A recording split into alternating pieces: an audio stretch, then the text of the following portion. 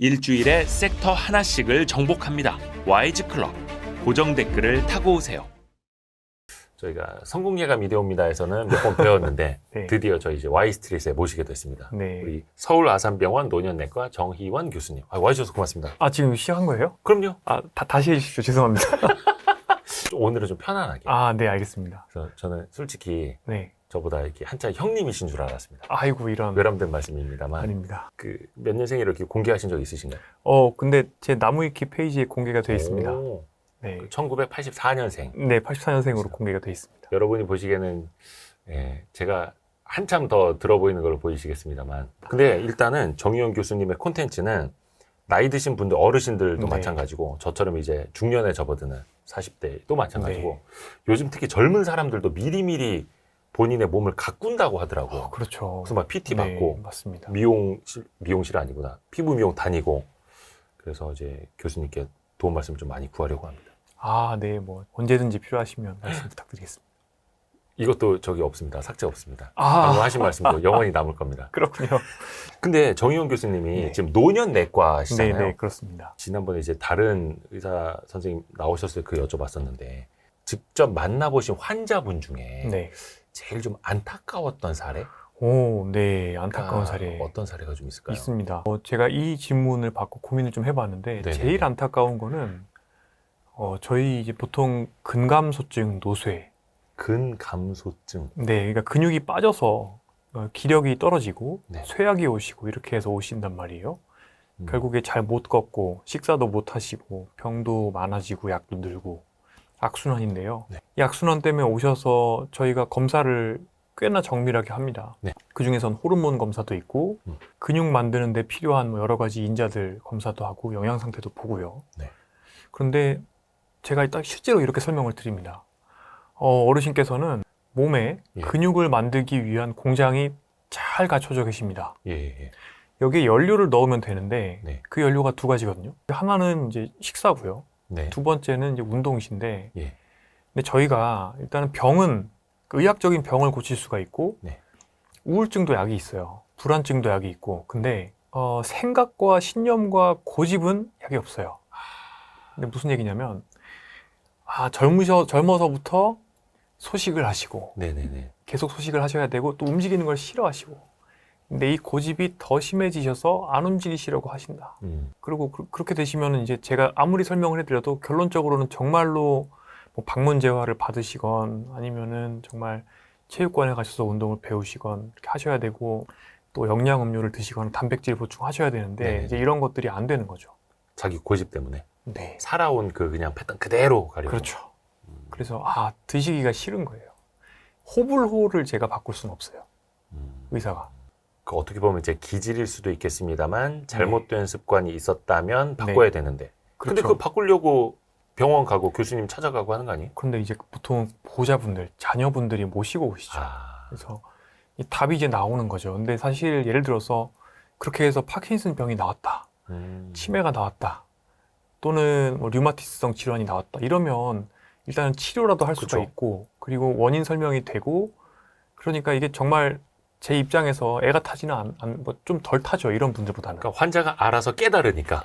일단은 그러니까 이해를 할 수가 있고 예. 설명이 되고 경과도 명확하고 물론 그 중에서는 예후가 나쁜 병도 있습니다만은 이거는 그래도 의학적인 거니까 제가 덜 애석한 거죠. 근데 어쨌든 간에 정말 행동만 바꾸시면 좋아지실 수가 있는데 그 행동을 바꾸는 게 사람이 원래 나이가 연배가 들면 들수록 좀 더 고집이 세지고 그렇죠. 관성이 생각 바꾸기가 심해지거든요. 어렵죠. 그러다 보니까 이게 안 되니까 애가 타는 거죠. 그런 분들이 제일 아쉽습니다. 그런데 결국에는 이런 분들이 갈수록 악순환이 되는 걸 이제 목도하게 되는 경우 특히 이런 분들 중에서 결론적으로는 노력을 하시면 정말 될 수 있는 여지가 많이 있는데 이게 안 되시니까 결론적으로는 증상약들 늘어나는 경우 예를 들어서 밤에 소변 더 자주 보러 가니까 방광약 늘고 또 소화 안 되니까 소화제 늘고 약이 들면서 처지시고 그러니까 어떤 갑자기 큰 병이 확 들면 네. 아이고 나 살아야 돼 하면서 생활 네. 패턴 확 바꾸실 텐데 네. 그게 아니라 근감소증이 사실은 서서히 네. 근육이 빠지는 거니까 거의 끓는 물 속의 개구리처럼. 뭐 그렇습니다. 그리고 제 주변에 어떤 분들도 크게 몸이 아프면 담배를 끊어야지 하면서 끊더라고요. 네. 근데 그게 아니라 그냥 서서히 안 좋아지면 그냥 계속 피게 되는 것처럼. 맞습니다. 근데 이제 그래서 본인의 생활 습관, 생각을 바꾸는 게 어떻게 보면 제일 어렵다. 맞습니다. 생각을 바꾸는 게 제일 어렵습니다. 약간 그 밸런스 게임처럼 굳이 좀 한번 질문을 드리자면 네. 건강하게 살다가 네. 한 60, 70도 안 되는 나이에 네. 갑자기 이제 심장마비로 평화롭게 빨리 죽는 거, 아니면 병치레 하면서 약간 골골 막 90세, 100세까지 사는 거 따지자면은 네. 교수님이라면 어떤 삶이 더 나을 거라고 보세요? 일단은 급사가 죄송합니다. 질문을 이렇게 드려서. 예, 근데 극단적인 사례죠. 보통 네. 그러니까 사람이 이제 사망하는 과정이 네. 4개 정도로 분류를 합니다. 오. 말씀하신 급사가 있습니다. 며칠 만에 또는 갑자기 정말 돌아가시는 거죠. 사고일 수도 있고 뇌출혈일 수도 있고 네. 심장마비일 수도 있고요. 그다음에 이제 말기 암으로 수개월에 걸쳐서 기능이 떨어지는 걸 또 들 수가 있고요. 세 번째로는 만성 폐쇄성 폐질환이나 또는 신부전, 만성 콩팥병 이런 것들은 만성질환. 네, 이런 것들은 이제 결국에 병원에 입퇴원 반복하시면서 몇 년 정도 고생을 하시죠. 예. 네 번째가 정말 골골백세인데 치매나 노쇠 때문에 10년, 15년 이렇게 서서히 나빠지고 마지막에는 예를 들어서 침상 생활도 수년 정도 하시는 거, 이렇게 4가지 정도로 분류를 하는데요. 말씀하신 급사는 사실 이제 예전 같은 경우에는 속에 숨어 있는 만성 질환을 모르는 상태에서 급사를 당하는 경우가 많이 있었죠. 예를 들어서 심장 관상동맥이 막혀 있는데 관상동맥이 막히는 위험 인자는 당뇨, 고혈압, 고지혈증인데 그런 거 관리가 안 돼 있고, 그러니까 80년대, 90년대에는 병이 하나가 나면은 어르신들이 그러고 나서 이제 이불을 펴고서는 3, 4일 동안 앓으시다가 곡기를 끊고 돌아가셨던 겁니다. 근데 갈수록 이제 그런 일들이 적어지죠. 그리고 이제 그럼 골골백세는, 자, 이게 사실은 좀 많이 달라졌습니다. 왜 그러냐면 제가 이제 생로 병병병병사 이렇게 말씀을 드리는데 네네네. 이 만성 질환들이 관리가 잘 되기 때문에 병이 있다 그래서 옛날에는 예를 들어서 심근경색을 맞은 상태로 심장내과에 오시면 네. 그러면 이제 심부전을 가지고 사는 그런 상황이죠. 그러니까 네. 삶의 질이 떨어지죠. 네. 지금은 그 전 단계부터 다 관리가 되기 때문에 혈압, 당뇨, 고지혈증, 심지어 몇몇 암들, 류마티스 질환, 자가면역 질환 이런 것들이 있어도 병의 개수는 늘지만 어느 정도까지는 별로 골골하지 않고 일상생활을 다 하실 수가 있는 거죠. 그냥 안고 쭉 살아갈 수는 있는. 네, 네. 관리 가능한. 네.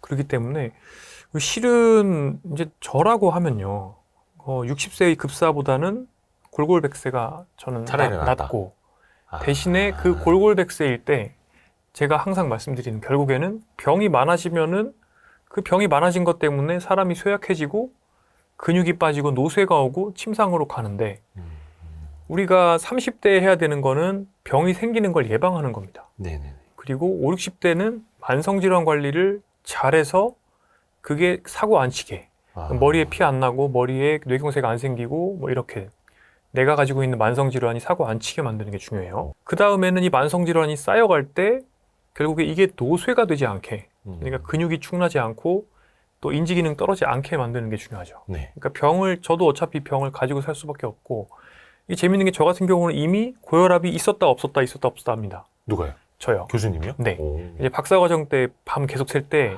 그때 헌혈하러 가서 처음에 밤을 계속 새니까 네네. 혈압이 160이 넘더라고요. 고혈압 약을 먹었죠. 예. 생활 습관이 좋아지니까 다시 혈압이 110까지 떨어져요. 네. 그럼 혈압이 없었어요. 근데 통계청 방식으로 건강수명 계산할 때 질병이 만성질환 하나 생기면 건강수명 끝납니다. 예. 그럼 저는 박사과정 때 건강수명 끝난 거죠. 그렇지 않은 거죠. 일시적일 수 있으니까. 그러니까 세상이 많이 바뀌었고 질환이 관리가 되고, 당뇨약도 옛날보다 많이 좋아져서 심지어 당뇨병 자체를 좋게 만드는 약도 있고, 기본적으로 대사 노화 자체를 좋게 만드는 약도 다 있고, 이렇기 때문에 결국에는 지금은 대부분의 사람들이 병이 쌓이면서 이 병을 노화와 함께 훈장처럼 가지고 가는, 차 고쳐 타는 것처럼 그렇게 해서 가는 거기 때문에 둘 중에 비교를 한다면 저는 일단 골골백세가 오래 사는 거. 막히는 근데 그게 맞고 예방도 하고 관리도 하면서 해서 나의 삶의 질을 떨어뜨리지 않는 방식으로 병을 가지고 살아가는 거죠. 관리가 중요하다. 네, 관리. 병과 노쇠와 나의 삶의 질이 떨어지는 거는 좀 다르다. 네. 그래서 우리가 정의원 박사님의 교수님의 이야기를 말씀을 듣는 것 아니겠습니까? 혹시 그 주변에서 보시기에 아까 조금 근감소증 이렇게 생각을 못 바꾸는 분들의 좀 안타까운 사례를 좀 말씀을 해주셨는데 네. 실제로 이렇게 주변에 보시면 일상생활에 네.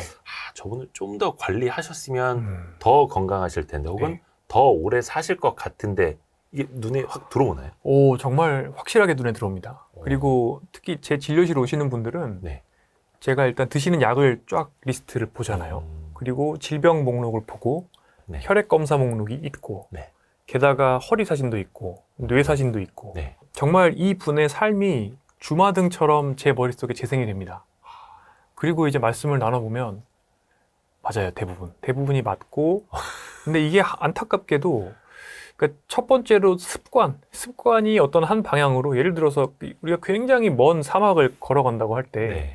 1도만 왼쪽으로 꺾여도 그게 먼 거리를 가면 큰 차이가 나는 거죠. 도착지가. 네, 그런 것들처럼 습관이 5, 60년 쌓인 것들 때문에 일단은 생겨난 특성들이 있고요. 두 번째는 우리나라 어르신들이 옛날에 정말 힘들게 살았다. 아, 그쵸. 질곡의 세월을 살았습니다. 네네. 그래서 정말 특히 할머니분들 보면은 그 힘든 일들을 많이 하셨구나. 이런 것들이 특히 이제 지역 지방에서 올라오신 분들은 허리에 남아 있습니다. 남아 있고 또 진짜 남편분들이 뭐 말하자면 요즘식으로 말하면 가정 폭력이죠. 그러니까 막 험한 말도 하시고 술도 드시고 또 그런 남편분들이 나중에는 또 병이 나잖아요. 예.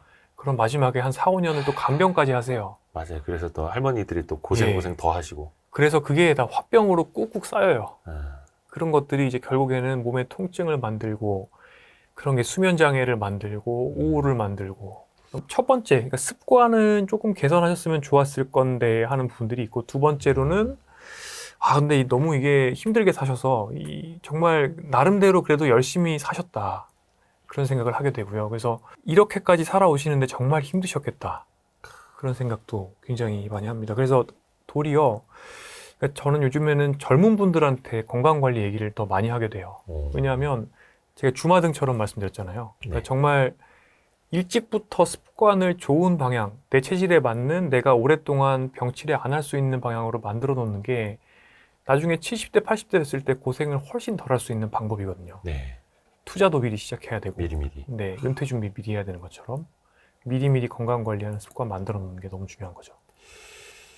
누구나 그 인생이 사실은 영화 한 편 같은 네. 인생들을 살아가지 않습니까? 네. 근데 그 사람의 몸을 보면은 네. 삶의 기록이 나온다. 네, 정말 영화 같은 그리고 실제로 그래서 이렇게 말씀을 좀 여쭤보면 특히 이제 저희 같은 경우는 정말 뭐 우울증도 보고 하다 보니까 정말 막 우시면서 그러니까 제가 이제 이렇게 오시는 분들이 많아요. 정말 내과 가셨다가 비뇨기과 가셨다가 뭐 여러 과를 다니세요. 네. 여기저기 아프니까 막 주사도 많이 맞고. 근데 제가 결론적으로 어머님 화병이신 것 같습니다. 이렇게 말씀을 드리면서 이제 스트레스를 언제 좀 받으셨냐 이렇게 여쭤보면 이제 울면서 말씀을 시작하시는 분들도 굉장히 많죠. 이게 화병이 네. 정신학명입니까? DSM이라고 해서 정신과 질환 분류하는 체계가 있는데 예. 이 체계의 4판까지는 들어 있었는데 예. 이제 5판에서는 빠졌습니다. 그런데 기본적으로는 화병은 굉장히 복합적이고 만성 스트레스에 의해서 생기는 여러 가지 변화들인데 결론적으로 이거 두면은 우울, 불안, 수면 장애 이런 여러 가지 정신 질환의 어떤 뿌리가 될 수 있는 중간 단계의 질환이라고 생각을 저는 하고 있습니다. 이게 화병이라는 게 참 한국인만의 질병이라는 이야기도 있더라고요. 네, 제 생각에는 그러니까 정말 저도 노인의학을 하면서 노인의학 교과서에는 화병이 없거든요. 예. 그러니까 서양에서 만든 교과서죠. 그런데 이제 보통 이제 서양의학에서의 이제 노인의학은 기본적으로 정말 여러 가지 만성 질환이 쌓여서 그것 때문에 삶의 질이 떨어지는 걸 얘기를 하는데 저한테 오시는 분들 중에 정말 태반은 사실은 그러니까 제가 복합 질환을 봅니다라고 말씀을 드리면 복합질환. 그 복합 질환이 우리나라 분들은 진짜 화병이 많은 거예요. 근데 화병이 이게 내가 우울하다 이렇게 느끼는 그런 분들도 있기는 한데 사실은 겉으로 정말 숨도 차고 손발도 저리고 손이 차고 소화가 안 되고 식욕이 없고 안 아픈 데가 없어요. 근데 이거를 정말 각각의 증상마다 전문가 선생님들 가보셔도 증상약을 받아도 별로 효과가 없고, 그리고 또 이런 분들이 보면 응급실 자주 가세요. 막 가슴도 두근거리니까. 가슴 아프면은 심근경색이 두렵잖아요. 네네네. 그러니까 응급실 가셔서 막 검사를 해보는 봐달라고 거 하고. 안 나오죠. 아, 안 나와요. 아무것도 안 나오죠. 또 건강검진도 막 비싼 거 받으세요. 네네네. 막 CT를 막 다 찍고. 음. 근데 안 나오죠. 그래서 막 꾀병 환자처럼 이제 음. 그 취급을 당하는 경우도 있죠. 근데 또 막 못 알아준다 막 이렇게 또 그렇죠. 그러니까 하시긴 가족분들한테 이해를 또 못 받고. 음. 그런데 이제 결국에는 이제 오셔서 다 검토를 해보면 굉장히 이제 정신 신체적인 문제가 있는 거죠. 이런 분들이 우리나라에 정말 많은 것 같은데, 이런 거는 정말 그러니까 그 해외 서양에서의 노인병학 교과서는 안 나오고 우리나라 정신과 교과서에는 나옵니다. 그러니까 한국 어르신들, 특히 여성분들이 이런 본인의 마음을 얘기하는 것을 오랫동안 억압당했기 때문에 이런 것들이 결국엔 몸의 증상으로 뚫고 나온다.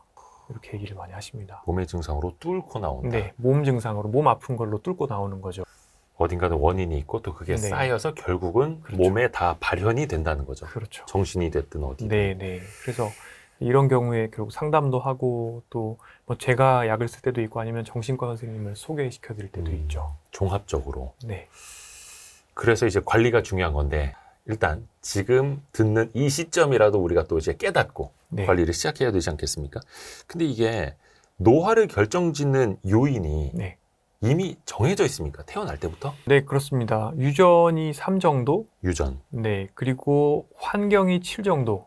음, 그러니까 유전은 일단은 받은 거죠. 네. 그거는 정해져 있는 셈일 겁니다. 예를 들어서 노화 억셀러레이터로 알려져 있는 여러 가지 경로들, 그 경로들의 유전자의 변이나 이런 것들은 네. 물려받는 거니까요. 아, 하지만 체질, 네. 그러니까 내가 체질에도 유전자도 있습니다만은 내가 어떻게 먹고 어떻게 생각하고 어떻게 운동하고 이 모든 것들이 소프트웨어처럼 누적이 되는 거죠. 이런 네, 것들은 내가 삶을 어떻게 살아가느냐에 따라서 결정이 되는 건데, 그러니까 결국에 이런 것들이 노화 속도를 결정한다는 측면에서는 내가 사는 삶의 방식이 노화 속도를 결정한다고 볼 수가 있습니다. 그래서 계속 말씀하시지만 관리가 중요하다라는 거고.